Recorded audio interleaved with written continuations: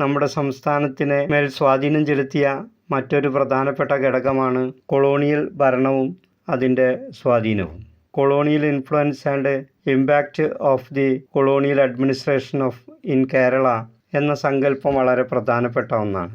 വിവിധ യൂറോപ്യൻ രാജ്യങ്ങളുടെ കോളനിവൽക്കരണ പ്രവർത്തനങ്ങളും അവരുടെ ഭരണവും കേരളീയ സമൂഹത്തിലും ഭരണ സംവിധാനത്തിലും എന്തെല്ലാം സ്വാധീനമാണ് ചെലുത്തിയത് എന്നുള്ള കാര്യം പഠനവിധേയമാക്കേണ്ടത് വളരെ അത്യാവശ്യമാണ്. യൂറോപ്യന്മാർ കേരളത്തിലെത്തുന്ന കാലത്ത് കേരളം ഭരിച്ചിരുന്നത് ഏതാനും ഫ്യൂഡൽ ഗവൺമെൻറ്റുകളായിരുന്നു. ഇവിടെ കേന്ദ്രീകൃതമായ ഒരു ഭരണ സംവിധാനം ഉണ്ടായിരുന്നില്ല.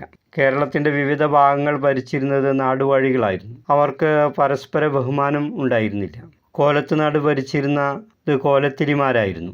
കോഴിക്കോട് ഭരണം നടത്തിയിരുന്നത് സാമൂതിരിമാരായിരുന്നു. വേണാട് ഭരിച്ചിരുന്നത് തിരുവടികളായിരുന്നു. യൂറോപ്യന്മാരുടെ വരവ് കേരളത്തിൻ്റെ ചരിത്രത്തിൽ ഒരു പുതിയ യുഗത്തിൻ്റെ വരവ് അറിയിക്കുന്നതിൻ്റെ സൂചനകൾ നൽകാൻ തുടങ്ങി. പോർച്ചുഗീസ് നാവികനായ വാസ്കോഡ ഗാമ 1498 കോഴിക്കോടിനടുത്തുള്ള കാപ്പാട് എത്തിച്ചേർന്നു. ഇതോടെ ഏഷ്യൻ രാജ്യങ്ങളിൽ യൂറോപ്യൻ മേധാവിത്വത്തിനും തുടക്കമായി.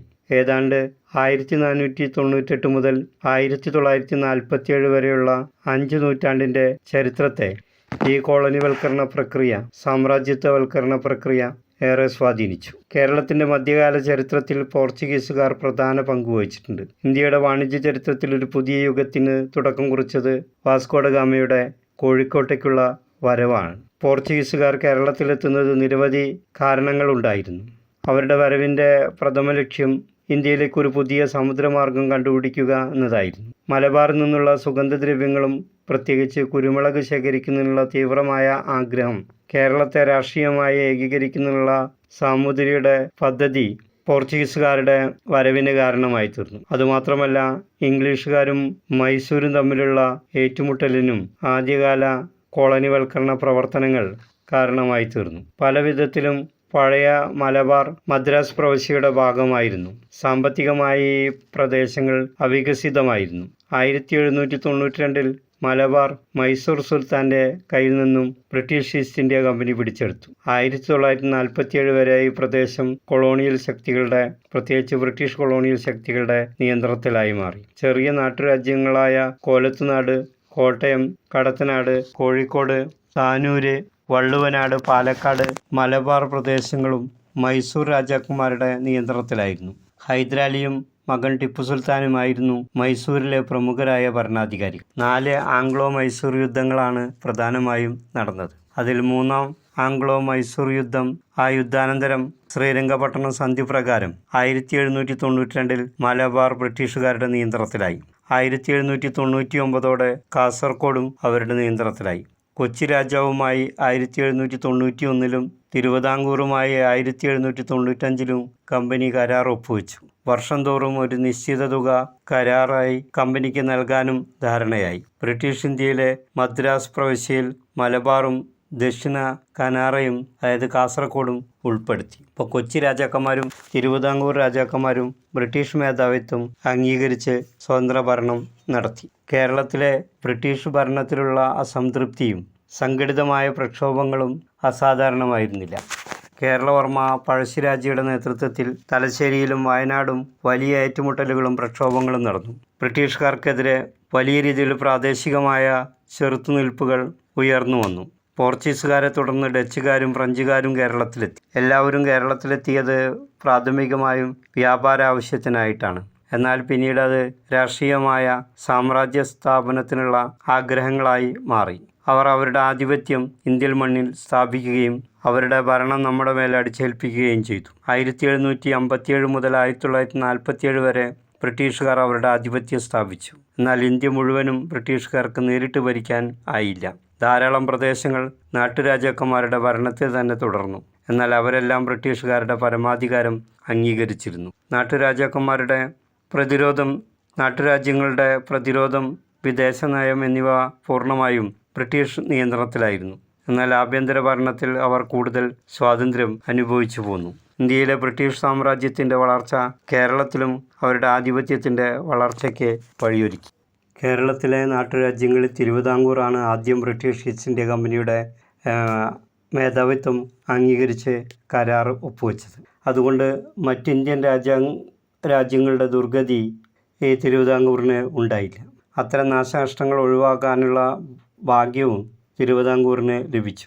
ബ്രിട്ടീഷുകാരുടെ സാമ്പത്തിക താൽപ്പര്യങ്ങൾ മുൻനിർത്തി കേരളത്തിലെ സാമ്പത്തിക വിഭവങ്ങൾ ഉപയോഗപ്പെടുത്താൻ അവർക്ക് കഴിഞ്ഞു. രാഷ്ട്രീയ മേധാവിത്വത്തോടൊപ്പം തന്നെ സാമ്പത്തിക ആധിപത്യവും സ്ഥാപിച്ചു. കേരളം ഒരു അന്താരാഷ്ട്ര കമ്പോളമായി മാറുകയും ചെയ്തു. വലിയ ചെറുത്തുനിൽപ്പുകൾ അവർക്ക് അഭിമുഖീകരിക്കേണ്ടി വന്നു. പ്രത്യേകിച്ചും പഴശ്ശിരാജയുടെയും വേലുത്തമ്പി ദളവയുടെയും അതുപോലെ തന്നെ മലബാർ കലാപത്തിൻ്റെ രൂപത്തിലുണ്ടായിട്ടുള്ള ചെറുത്തുനിൽപ്പുകളും എല്ലാം തന്നെ ഇത്തരത്തിൽ എടുത്തു പറയേണ്ടതാണ്. ബ്രിട്ടീഷുകാരുടെ ആധിപത്യ സ്ഥാപനത്തിൻ്റെ വ്യാപനം ശക്തിപ്പെട്ടതോടുകൂടി അതിനെതിരായ ആദ്യകാല ചെറുത്തുനിൽപ്പുകൾ എന്നുള്ള രീതിയിലാണ് പഴശ്ശി വിപ്ലവവും വേലുത്തമ്പി വിപ്ലവവും മലബാർ കലാപവും കേരളത്തിൽ അരങ്ങേറിയത്. ബ്രിട്ടീഷ് ഭരണത്തിനെതിരായി മലബാറിൽ നടന്ന 1921 കലാപം ഏറെ ശ്രദ്ധേയമാണ്. പൂക്കോട്ടൂർ യുദ്ധം ഈ കലാപത്തിൻ്റെ ഒരു പ്രധാന ഭാഗമായിരുന്നു. 20-ാം നൂറ്റാണ്ടിൻ 2-3 ദശകങ്ങളിൽ കേരളത്തിൽ ജാതീയമായ സാമൂഹിക അസമത്വങ്ങൾക്കെതിരെയും വലിയ ജനകീയ പ്രക്ഷോഭങ്ങൾ നടന്നു. ഇത് 1936 ക്ഷേത്രപ്രവേശന വിളംബരത്തിലേക്ക്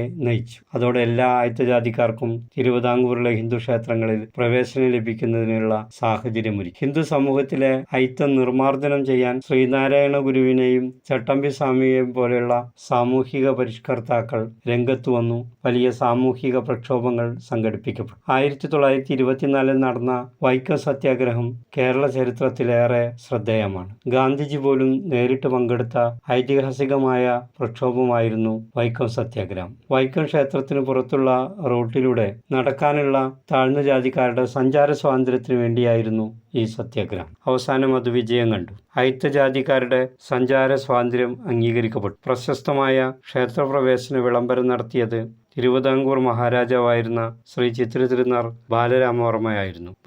ഇംഗ്ലീഷ് വിദ്യാഭ്യാസത്തിൻ്റെ വ്യാപനം പല ദുരാചാരങ്ങളെയും ചോദ്യം ചെയ്യാനും എതിർക്കാനുമുള്ള ശക്തി കേരളീയ സമൂഹത്തിന് പകർന്നു നൽകി. വിമർശന ചിന്തയും സ്വാതന്ത്ര്യം, സമത്വം തുടങ്ങിയ നവീനമായ ആശയങ്ങളുടെ സ്വാധീനവും സാമൂഹിക പരിവർത്തന പ്രവർത്തനത്തിന് ശക്തി പകർന്നു. കേരളത്തിലെ ബ്രിട്ടീഷ് സാമ്രാജ്യത്തിന് കീഴിൽ അമർന്നതോടെ അവരും ശക്തമായ രാഷ്ട്രീയ നയങ്ങൾ കേരളത്തിലും നടപ്പിലാക്കാൻ തുടങ്ങി. പുതിയ രീതിയിലുള്ള കോടതി സംവിധാനങ്ങളും നിയമവാഴ്ചയും നടപ്പിലാക്കി. റോഡ്, റെയിൽ ഗതാഗത സംവിധാനങ്ങൾ മെച്ചപ്പെട്ടു. അത് എല്ലാ ഭാഷാ അന്തരങ്ങളും മറന്ന് ഇന്ത്യക്കാരുടെ മനസ്സിൽ ഐക്യമുണ്ടാക്കാനും ദേശീയബോധം വളർത്താനും ബ്രിട്ടീഷ് ഭരണം വഴിയൊരുക്കി. ഇന്ത്യയുടെ ദേശീയ ഐക്യം, അഖണ്ഡത തുടങ്ങിയവയെ പറ്റിയുള്ള അവബോധവും ക്രമേണ വളർന്നു വന്നു. ബ്രിട്ടീഷ് ഭരണകാലത്ത് ധാരാളം ആശുപത്രികളും വിദ്യാലയങ്ങളും ആരംഭിച്ചു. വിദ്യാഭ്യാസത്തിൻ്റെ പുരോഗതിയിൽ ക്രൈസ്തവ മിഷണറിമാർ വളരെ പ്രധാനപ്പെട്ട പങ്കുവഹിച്ചു. കേരളത്തിൻ്റെ ആധുനികവൽക്കരണം ഏറെക്കുറെ നടന്നത് ബ്രിട്ടീഷ് ഭരണകാലത്താണ്.